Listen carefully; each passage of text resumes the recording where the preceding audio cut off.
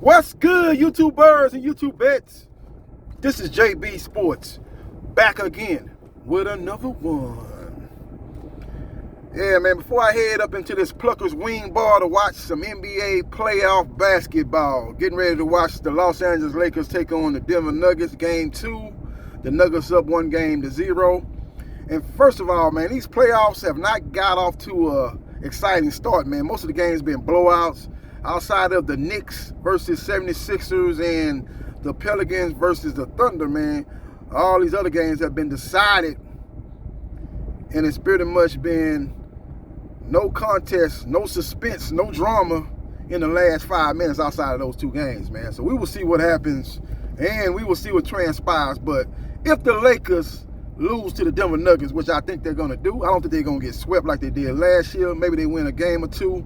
I think in my prediction bracket that I'm on a prediction bracket, man. If you get a perfect bracket, you win $1 million. And that's kind of hard to do because you got to predict the right team in a right amount of games. So you can pick the right team, but if they win in 6 games, you predict they win in 5 games, then you don't win. So you got to be a perfect bracket. But I do think that they give money to the first, second, and third place. So even if you don't have a perfect bracket, man, if you finish in the top 3, you will get money and prizes. So we will see what happens, and we will see what transpires. Again, the NBA, I think they need to change their format, man. First of all, they got too many games. You got a lot of these players not even playing in these series. A lot of star players. Giannis Antetokounmpo is not playing for Milwaukee right now. Kawhi Leonard did not play for the Clippers in their game yesterday. Jimmy Butler couldn't even get out of the play-in without getting injured. He ain't available for his team, probably out for the rest of the season. Their third best player, Terry Rozier, Scary Terry, he ain't available. He got a neck injury. I don't know if he slept wrong on a pillow or slept wrong on an airplane. I don't know what happened to him, but he got a neck injury that has kept him out since, I think, April 7th, if I'm not mistaken. So we'll see how it all plays out, man. But this has not been an exciting start to the NBA playoffs. Unlike the March Madness for the women's college basketball, that was great throughout. Great Elite Eight, great Final Four, great championship game. It was just great, and it was coming off a strong season last year. So the women's basketball is in a good place. The men's college basketball is in a good place because they know their bread is buttered in March Madness. Nobody really care too much about the regular season in men's college basketball, but the March Madness is where it's at, man. And in my opinion, that's the second greatest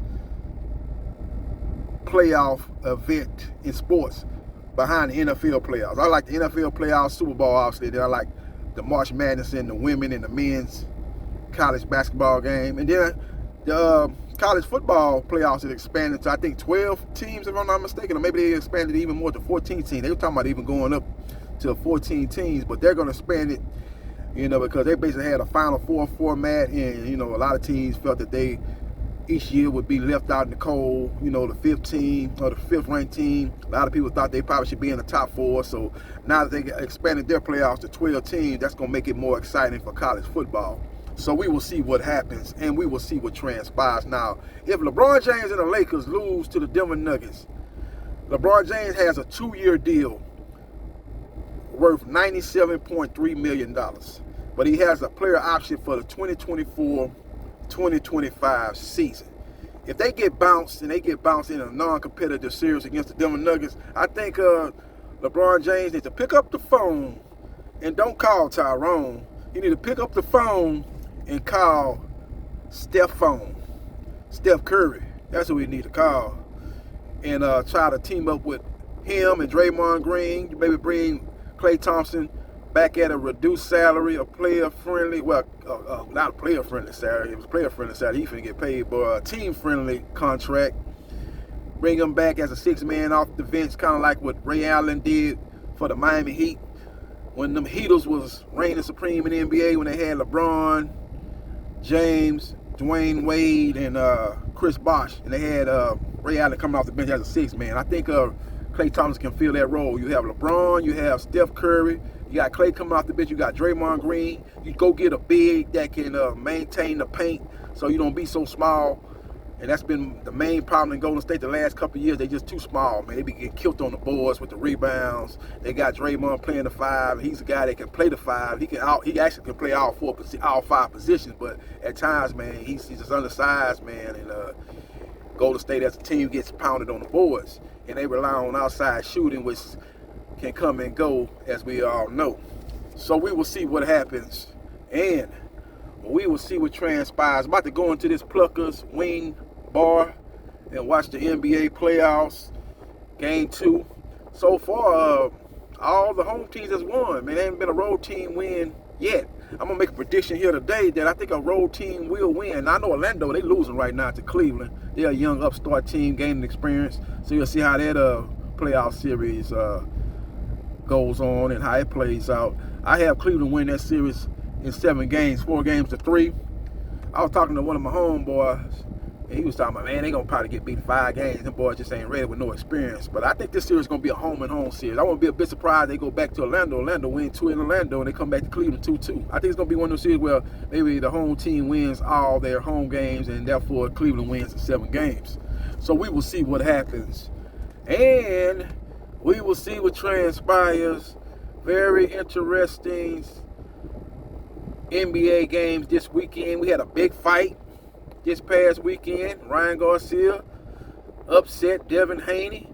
You know, in my prediction video, I thought Devin Haney was going to win that fight, but you got to give Ryan Garcia credit. I did say in my prediction video that he was a live dog with the left hook, and he had a right hand, a little choppy right hand. He was able to hurt Devin Haney multiple times, and it was a very exciting fight, man. And you got to give Ryan Garcia credit, man. I think people kind of doubted him based on his loss to Gervonta Tank Davis, which is no shame in losing to Gervonta, who in my opinion is a top pound-for-pound fighter in boxing.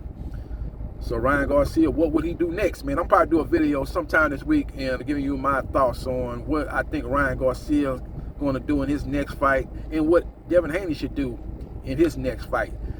Because despite the loss, Devin Haney still holds on to his WBC junior welterweight title, so he has to defend that against the mandatory contender Sandor Martin.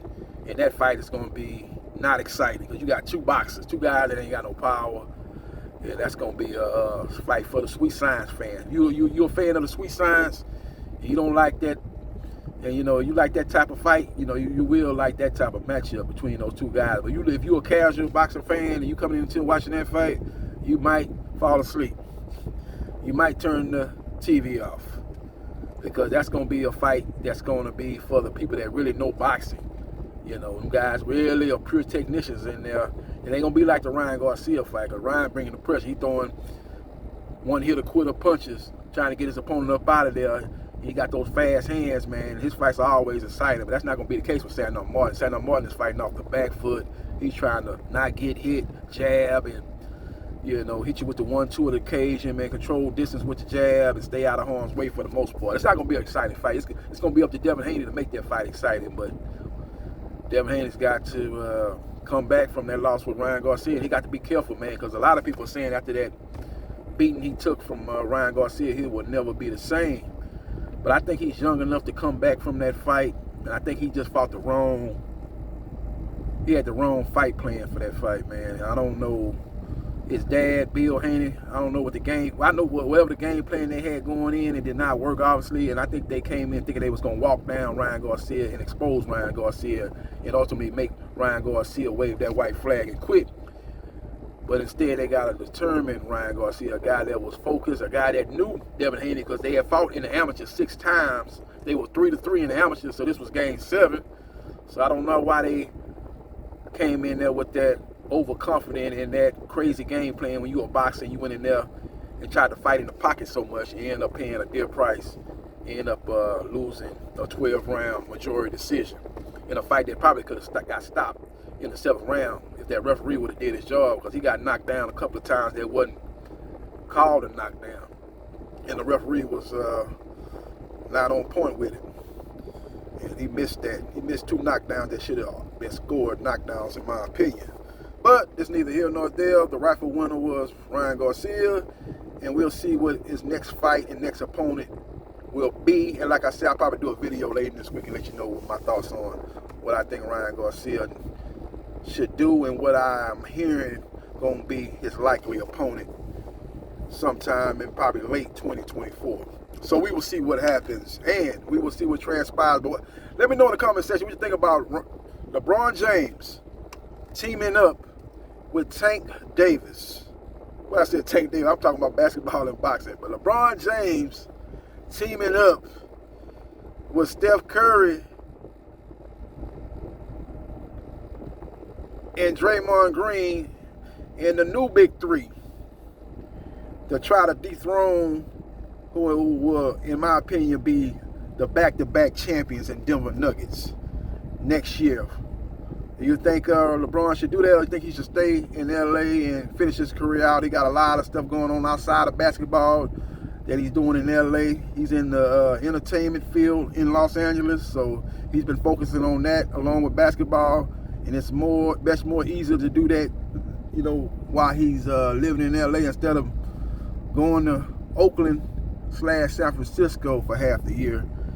You know, it'll be a little bit more easier for him in his outside endeavors in that regard. But as far as basketball wise, I think his best chance to win another ring and stake his claim as the greatest NBA player of all times and push him ahead of Michael Jordan, he definitely need another ring, in my opinion, to strengthen his arguments. So we will see what happens and we will see what transpires. Let me know in the comment section what you think about LeBron James using his player option to opt out of his contract with the Los Angeles Lakers and join the Golden State Warriors and team up with Steph Curry, another big three along with Draymond Green and Klay Thompson coming off the bench.